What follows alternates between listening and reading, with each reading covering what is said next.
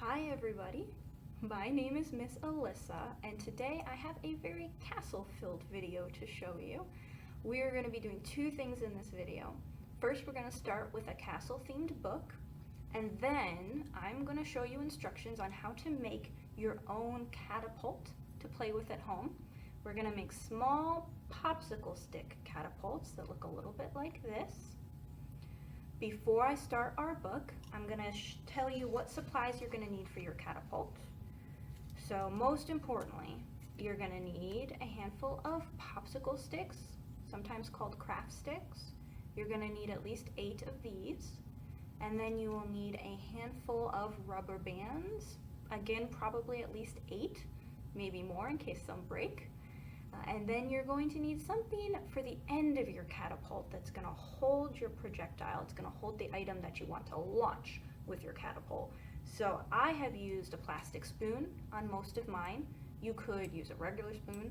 You could use a plastic lid like that comes on top of a water bottle. Anything like that that can hold some small projectile like a pom-pom or a cotton ball. All right, once you've gathered all of your supplies, go ahead and unpause the video and we'll get started with our book. We are going to be reading The Very Last Castle by Travis Jonker. In the middle of a small town stood something you might not expect. A castle. In fact, it was the very last castle. There had been others, but over time they had all been taken down or fallen apart or been destroyed. All but one. For reasons no one could remember, no one ever came out. And no one was allowed in. Up in the tower, the guard watched the townspeople silently pass by. Then there was Ibe.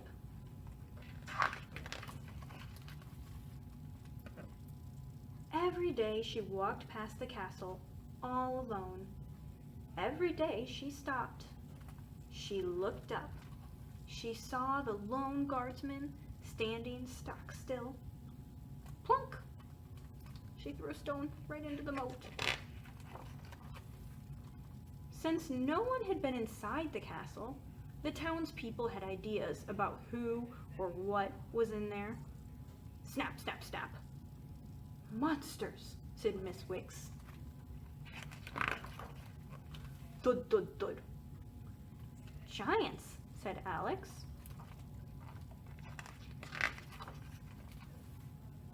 Here's our castle, standing all alone. Hiss, hiss, hiss. Snakes, said Ibe's grandfather.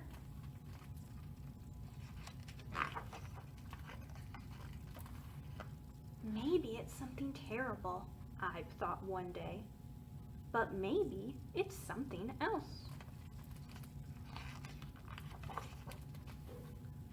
The next morning, Ibe walked past the castle. She stopped and looked up at the tower. No guard. Ibe had an idea. She floated across the moat, walked up to the door, and with all the strength she had, knock, knock, knocked. Hiss, hiss. Ibe didn't stop running until she was sitting at her desk at school, scared and out of breath. Maybe Grandpa was right. She didn't tell anyone what had happened. Not long after, an envelope arrived. Inside was an invitation. Your presence is requested at the front gate of the castle on Sunday at noon.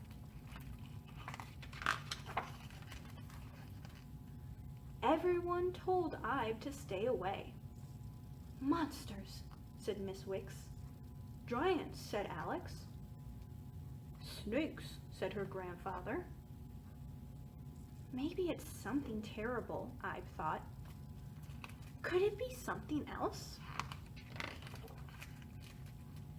On Sunday, Ibe stood all alone outside the front gate.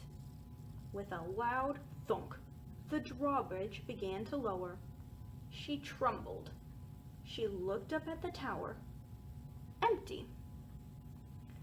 She took a deep breath. Slowly, Ibe did something none of the townspeople had ever done. She walked inside. It turned out Miss Wicks and Alex had been right. There were monsters. And there were giants, but no snakes. "Welcome," came a voice, a kind voice. It was the guard. He removed his helmet. He was much older than Ibe had expected. "I'm the last one left. May I show you around?"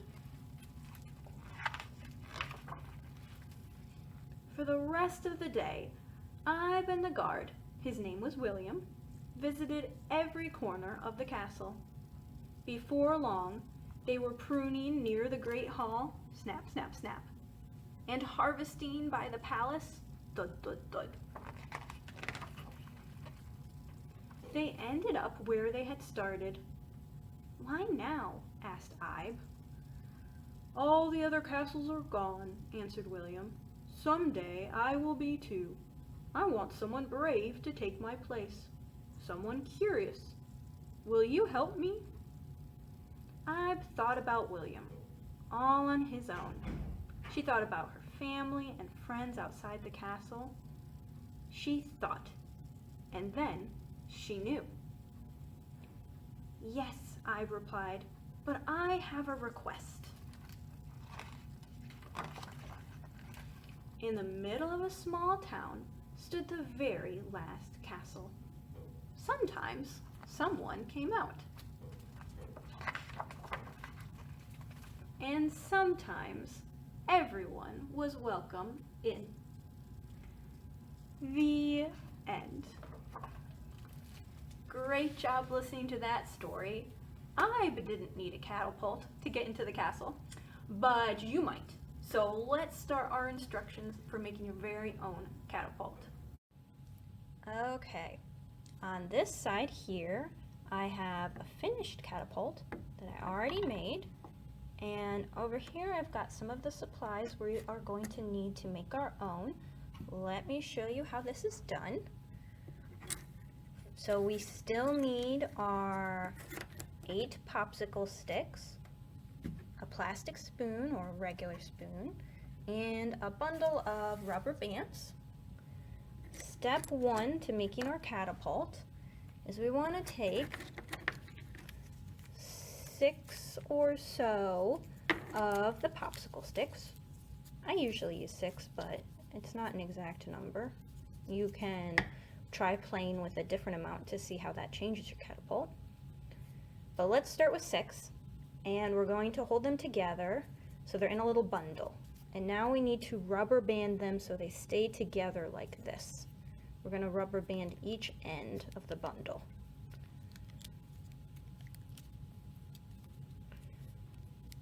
I know the rubber bands can be a little tricky if you aren't used to them, so you don't need to follow my motions exactly. However you get the rubber band on is good, as long as it's tight and it stays secure. If you've got smaller rubber bands than I'm using, you might not need to wind it around as many times. So now we're going to do the other end.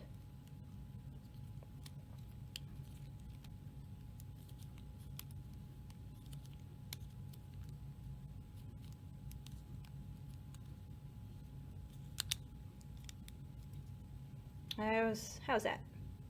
There's our bundle to start with.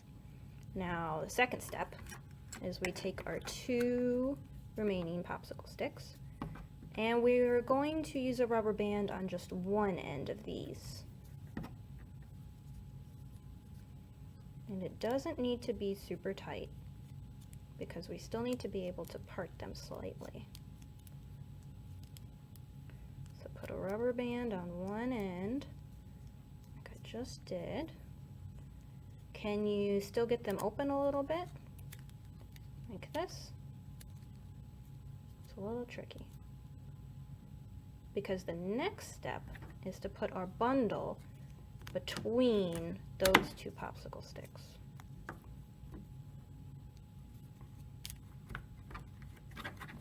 Let's see. Like that. As you can see, it's already starting to resemble a catapult. But right now, this bundle in the middle is going to keep sliding away. So we need to hold it in place with yet another rubber band. Now let's grab one of those. This step is a little trickier. You may need some help from your parents for this one, because we want to hold it all in place and then get a rubber band all around the middle here.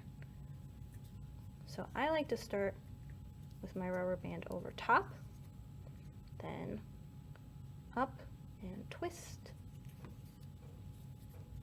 and over, and up, and twist, and over, up, twist, and around there.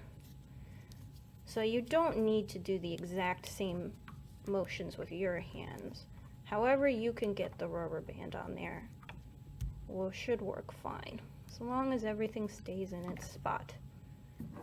So now it already looks a lot like we need it to, and we can already imagine how if you hold one end and flick, you might launch something off of your catapult. But we need something at the end here. So I'm going to use a spoon, and we're going to need to rubber band it in place.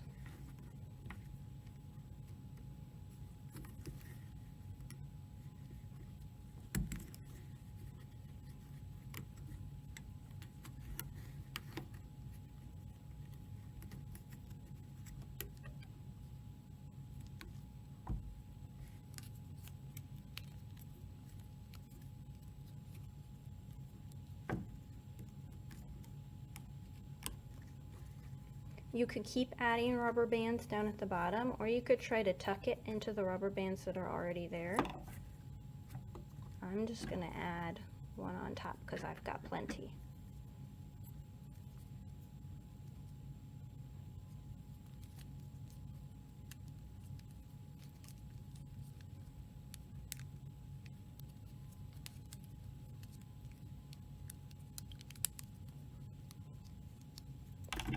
How's it look? Is that looking like a good catapult? Well, we won't know until we test it. So let's stand back and give it a couple test runs and see how it does. All right, now it's time to put our catapult to the test. And I have got a paper castle that I'm gonna try launching these pom-poms at. You might have some play castles at home or different pretend buildings. You could use like a tub or a bucket that you try to shoot your pom-poms into. You could put a plate on the floor at different distances away from each other and see if you can get your projectile to land in the plate. I'm gonna try my little castle. So I've just got a handful of fuzzy little pom-poms here, like this. You could also use cotton balls, or you might have lots of little things at home that you could try launching. Let's give it a try here. Let's go a little bit further back and try this guy. Ooh, that was pretty close. Hit the front door. Oh, that one hit the door again. And that went right inside our castle. Let's try the pink one. Ooh, that one went really high up. That one too. Let's see. Perfect. And what about these little tiny pom-poms? There they go. Those went really far. Great. So I actually wasn't even pulling the spoon all the way down because I didn't want it to fly off camera. If I tried holding it like this and pulling all the way down, it just goes flying far away. So it might be fun to test how far you can get your catapult to launch. There's also different ways you can make your catapult. If you make a basic one like we just did to start with, then you can try making some additions. Like with this catapult, I added a second popsicle stick off the end, so it's longer than our original. And then I could test how that changes our launch. Or I found some jumbo popsicle sticks like that, and I made a catapult using these big ones. And instead of using a spoon at the end, I used a lid that I glued down, and that changes how it launches too. So there's all sorts of different changes you can make to your own catapult at home.